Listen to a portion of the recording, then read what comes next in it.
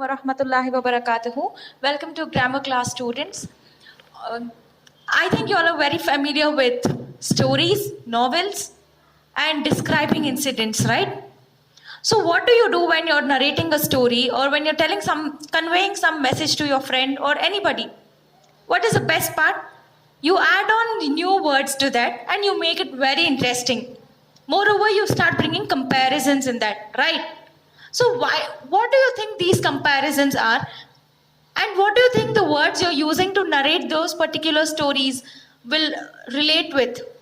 Yes, these words which makes the stories or sentences very much interesting are called as figure of speech. Got it? And figure of speech can also be described as a phrase or word. I hope you are very clear with what is a phrase. I mentioned in the previous class, a phrase is an incomplete sentence which gives incomplete sense. That is very clear enough. When the sentence is incomplete, you do not understand what is the meaning conveyed unless certain words are added to it. Right? So here, in figure of speech, there are different types wherein you get to know which figure of speech is used by us in our daily lives. And our communication is incomplete without these figure of speech. Because, see, when a person is very slow, what is the very first thing that comes to your mind? Yes, you'll tell, very first word you'll tell, why are you as slow as that snail? Right? So why are you comparing your friend with a snail? Because he or she is slow. So these certain things are very common to us in our daily lives. So let's learn in detail what are different types of figure of speech. So before proceeding, we'll just read the definition. A figure of speech is a phrase or word used in a non-literal sense for rhetorical or rich effect. It is an expression that is different from its literal meaning. A figure of speech is a way of describing something or someone interestingly and vividly. The words or phrases may not mean exactly what they suggest, but they paint a clear picture in the mind of the reader or listener. A figure of speech can be in the form of a phrase or a single word. The figure of speech are also known as rhetorical figures. So that is what I explained you all just now. These are short words or phrases which do not give us the complete meaning. I hope you all are clear with this definition.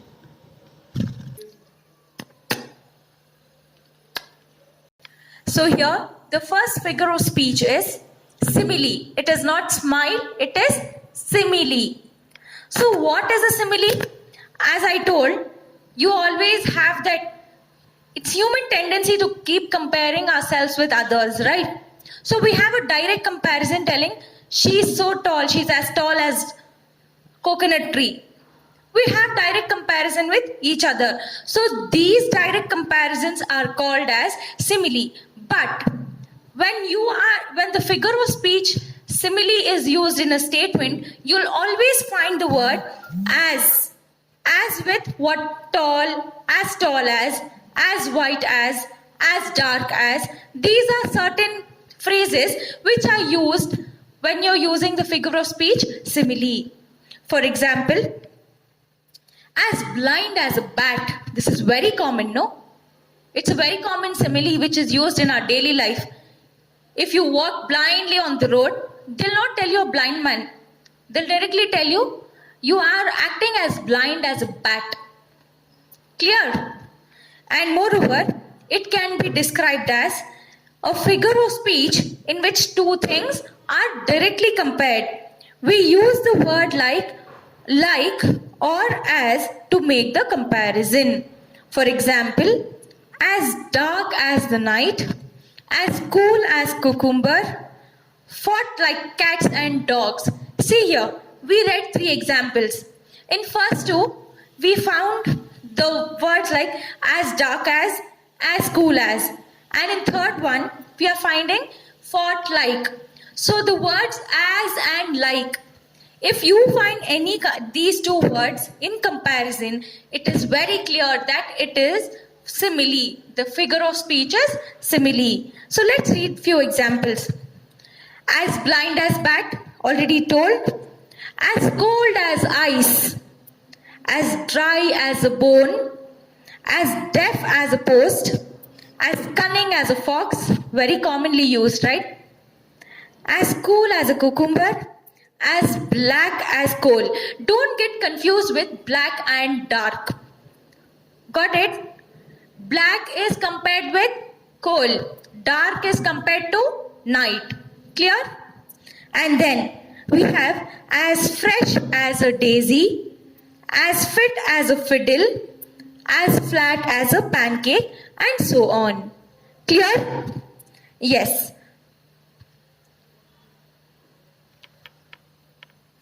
So here the next figure of speech is metaphor.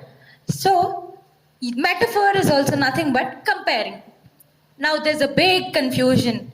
Simile also has comparison. Metaphor also has comparison. But how do you find these? In simile, we use words like as and like. But metaphor will not have any such words for comparison. It is clearly defined as it's comparing two unlike things without using like or as. For example, the faces were tomato red. Here, it's directly telling that the faces are red like tomatoes. They haven't used the word like. The faces are as red as tomatoes. So are you understanding what is the difference? Here in simile we use as red as. But in metaphor you're directly telling the faces are red tomatoes. Understood?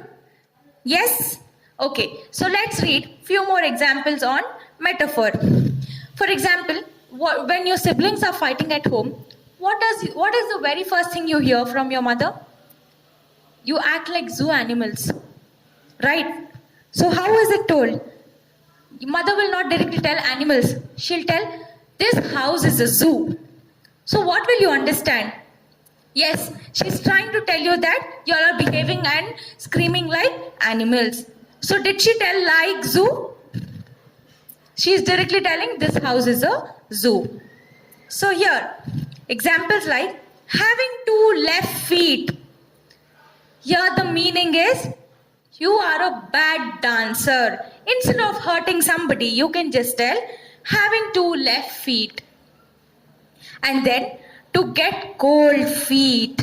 Instead of telling why are you becoming nervous, we'll just tell to get cold feet. Clear? See, in metaphor, meanings are not directly told in simple words. It is put in phrases. As I told, phrases are incomplete sentences. So I hope you're understanding what is a metaphor. And let's look in few more examples. To be a worm, which means to be a sneaky person. Then a piece of cake. For example, when you write exams and when you answer to all the questions correctly, what will you come and tell? That paper was just like the paper was a piece of cake. What does this mean?